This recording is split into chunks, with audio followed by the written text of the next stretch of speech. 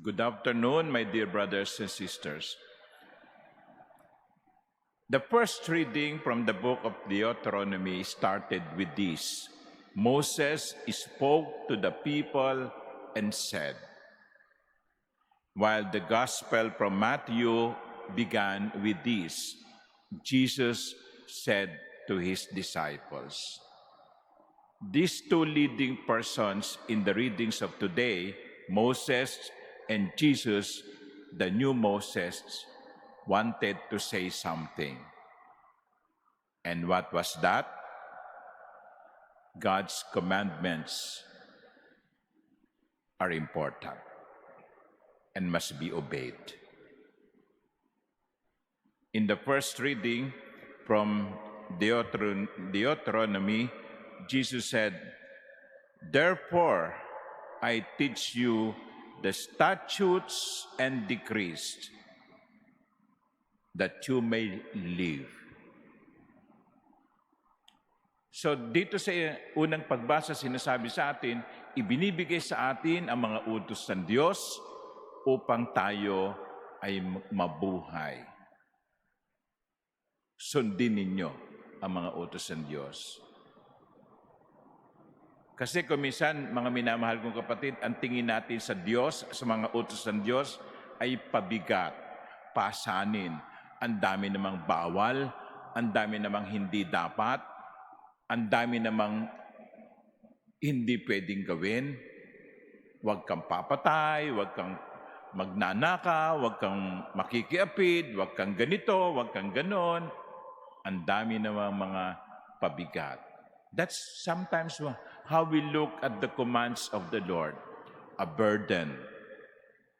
But in the first reading, the Lord is, through Moses, is telling us, no, they are not burdens to be carried, but ways to life. Daan sa buhay. Alam nyo, marami sa mga problema natin sa mundo, marami sa mga problema natin sa personal na buhay, nag-uugat sa ating katigasan ng ulo at hindi pagsunod sa utos ng Diyos. Let's take one example. Drinking and driving. Di ba sabi, don't drink and drive. And how many have become victims of DUI? Hindi lamang yung driver o yung sakay ng sasakyan ang napipinsala, kung minsan nagdadamay pa ng mga inosenteng tumatawid lang, inosenteng nagdadrive pa uwi, inosenteng natutulog sa kanilang mga tahanan, at itong lasenggo o lasing na driver, binangga ang kanyang kotse doon sa isang kasama niya ng kotseng nagbibiyahe. At kumisan, ang nakakalungkot pa, hindi siya ang namatay, yung namatay ay yung nabangga.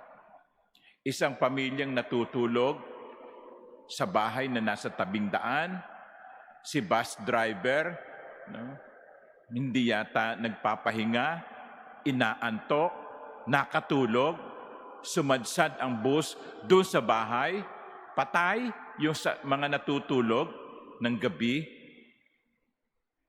You see, when we follow the law of God, it is not only us that we keep safe, it is also other people. That is why Moses was saying, these are the statutes and decrees. Hear them. Hear the statutes and decrees that you may live. Kaya, sa susunod na mayroong ipagawa sa atin ng Diyos, isipin na lamang natin, kahit mahirap, ito'y para sa ating kabutihan. Ito'y para sa ating buhay. Kaya nga, sa Ebanghelyo, very emphatic ang Panginoon. Sabi niya, I did not come to abolish the law. I came to fulfill the law. Because even in Jesus, He believes that God's will is the most important will. Paggalang sa batas. Una, batas ng Diyos. At ikalawa, batas ng tao. Hindi tayo binibigyan ng pasanin, binibigyan tayo ng daan tungo sa buhay. Meron pong, I don't know kung meron pa sa EDSA, no? Merong MMDA announcement. Bawal tumawid dito, nakamamatay. Di ba? Kulay pink pa yata yun noon eh. No? So, along EDSA, noon nakikita ko yan. Bawal tumawid dito, nakamamatay.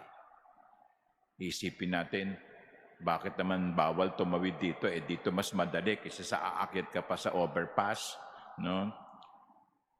Puti nga, wala na yung Mount Kamuning eh, no? Okay, binago na. Pero, wag nating tignan yung ipinagbabawal. Tignan natin ang bunga ng pagsunod. Bawal tumawid dito, nakamamatay. Amen.